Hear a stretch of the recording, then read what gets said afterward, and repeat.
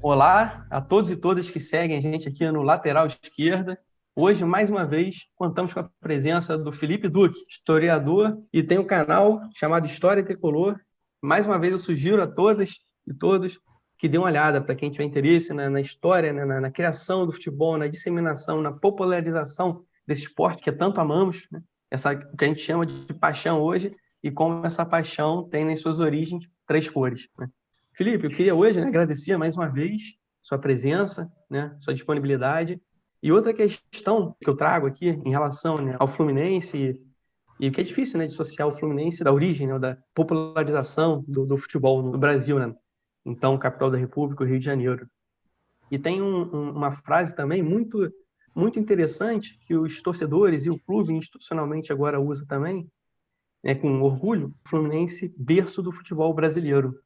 E quando a gente fala isso, que em Laranjeiras nasceu a seleção que virou então pentacampeã do mundo, qual que é o papel, né? O que é isso, né? O que a gente está falando? Por que o Fluminense é o berço da seleção? É bom, Rafael, primeiramente, obrigado novamente pelo convite. Saudar os telespectadores, a turma, né, os assinantes, a galera que está vendo o canal. O Fluminense é o berço do futebol brasileiro justamente por ali ser responsável não só pelo primeiro jogo da seleção brasileira, mas pelo primeiro título, pelo primeiro gol, pelo primeiro evento esportivo de dimensão assim mais grandiosa da história do Brasil. O futebol, quando ele começa a dar seus primeiros passos na Inglaterra, lógico, muitas pessoas vão questionar, fazer aquele debate, começou na China, começou não sei aonde, começou...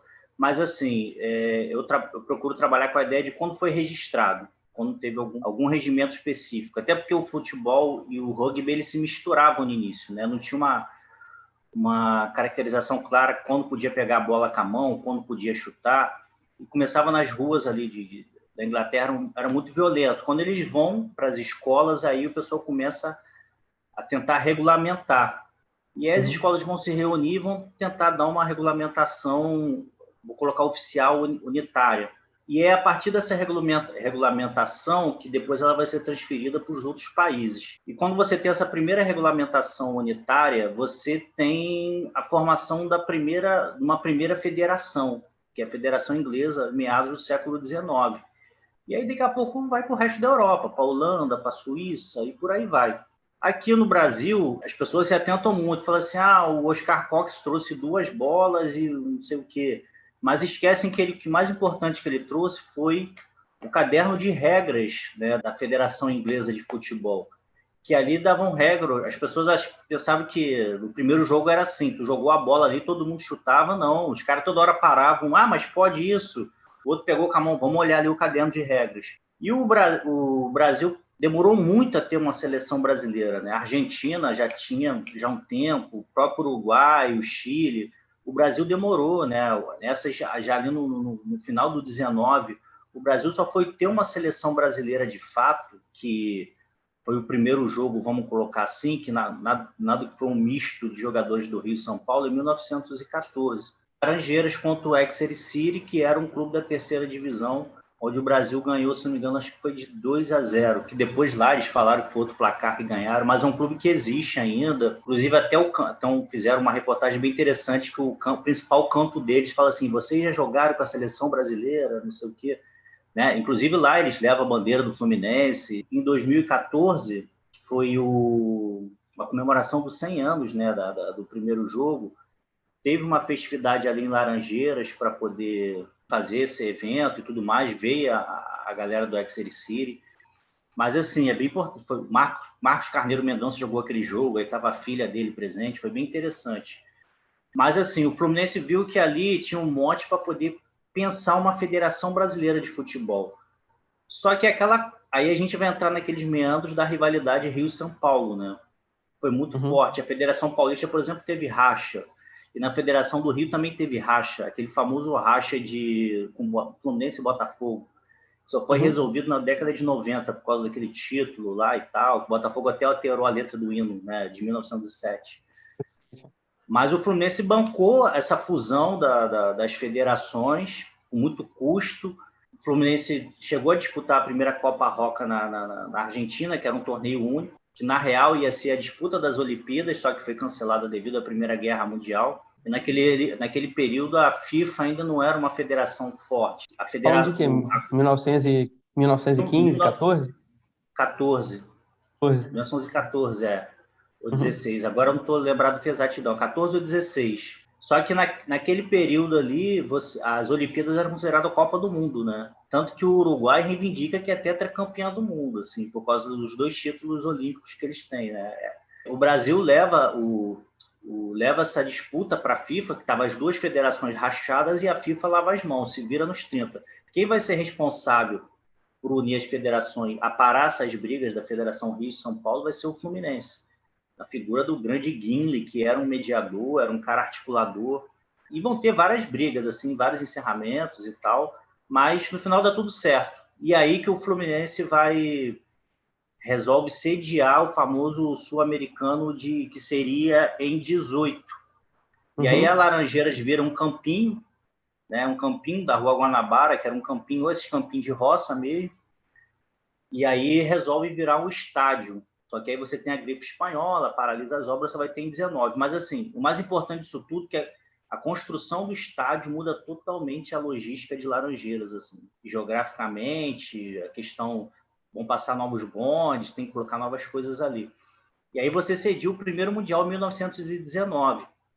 Ali pode-se dizer que o futebol é o primeiro evento assim de grande porte que vai promover a popularização do futebol, né?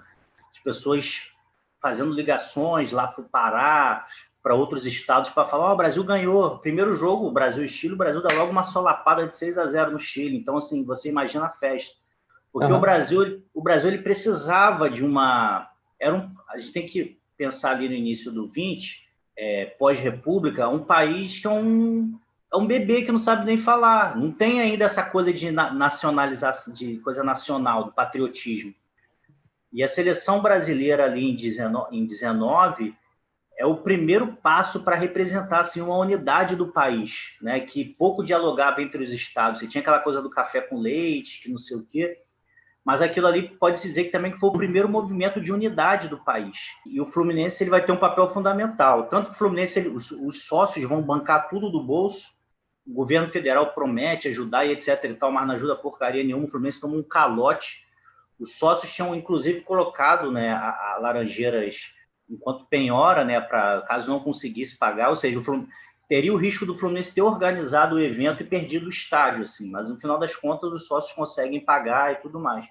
Então, assim, o Fluminense é fundamental, é o berço do futebol brasileiro, porque financiou, organizou, fundamentou, pensou, formulou a seleção brasileira, que hoje é a pentacampeã do mundo. E o estádio das Laranjeiras quase como um personagem também, né, do evento.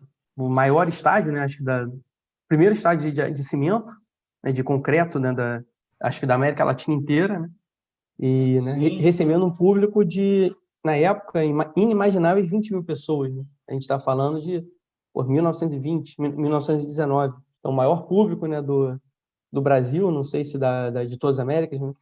Mas o maior público do Brasil até então, e a participação do Fluminense, né, das Laranjeiras como personagem do esporte, né, do esporte, né, da popularização, né, do esporte. E a partir daí, né, do campeonato sul-americano de seleções, a seleção brasileira, né, engata, ou mais ou menos, né, 50, acho que. Mas em termos de popularização do esporte. Né?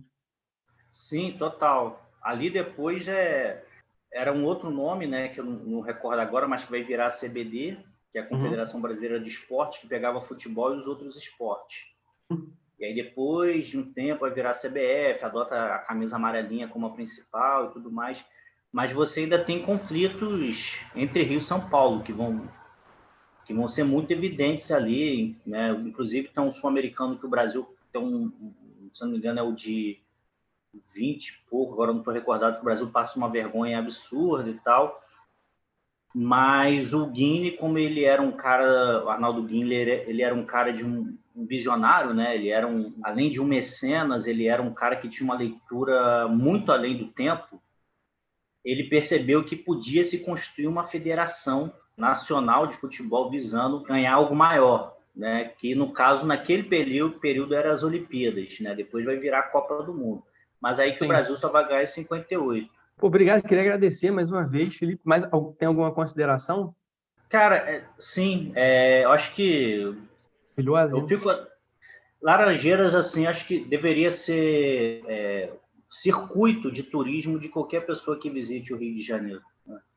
Porque ali as pessoas têm que saber que ali nasceu a seleção brasileira, embora os registros ainda no clube, tem muita coisa, não só nasceu a seleção brasileira, mas também de eventos políticos sérios, né? Enfim, na luta contra o fascismo ali em 43, 44, vários eventos que surgiram ali, grandes artistas que o Fluminense ainda incentivava, né? Tinha aquela coisa dos mecenas culturais, então você vai ver grandes artistas do teatro, da música, que nasceram ali dentro de Laranjeiras, iniciativas sociais. Pode-se dizer que o Fluminense foi um dos primeiros clubes a adotar a filantropia no Brasil, né? Quando você fez o Natal das Crianças. Na própria gripe espanhola de 18, o clube abriu as portas para receber as pessoas, enfim, da classe trabalhadora, né, enfim, que não tinham condições de ter acesso ao hospital. O clube abriu, através de enfermeiros, colocou à disposição.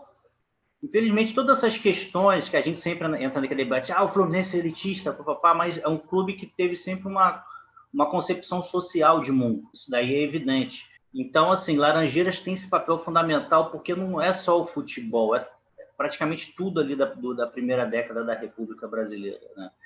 Então, tem esses pequenos eventos que a gente tem que ali puxar laço, né? Só com muita pesquisa histórica mesmo, resgatando, que vão ser fundamentais. Mas é isso, assim, eu acho que as pessoas visitem Laranjeiras, conheçam, respira aquilo lá, porque aquilo dali nasceu muito, assim, aconteceu muito evento histórico sério na história do Brasil. Assim. Fui até há pouco tempo lá. Fui há pouco tempo, tem alguns anos, na verdade, né? Pisei no gramado pela primeira vez, né? Eu sempre estava do outro lado do alambrado, né? Estava sempre na arquibancada. Aí pisei pela primeira vez, foi emocionante, né? Porque, né, você reaviva várias memórias, né? Aquela questão da identidade. É muito legal, né? Muito legal esse... Vamos ver, né? Tomara que volte a ter jogos lá um dia, né? Tem um projeto pronto. Tem um projeto pronto, parece que falta só uma canetada para o pessoal começar a correr atrás de financiamento. Tomara que saia. Poxa, com certeza. Tomara que saia. Felipe, obrigado aí mais uma vez, né? Pelo colaborar com o nosso espaço, né? Gostaria de sugerir para quem tem interesse na história do futebol, na história do Fluminense, na participação do Fluminense nessa popularização embrionária, como você coloca, Felipe, usando suas palavras, né? Nessa popularização embrionária do futebol e o papel do Fluminense nisso, sugiro o canal História Tricolor, né? Com o Felipe. E obrigado mais uma vez e espero recebê-lo, né? Esperamos, né? Fala aqui em nome do grupo, recebê-lo mais uma vez aí. Um abraço e saudações tricolores.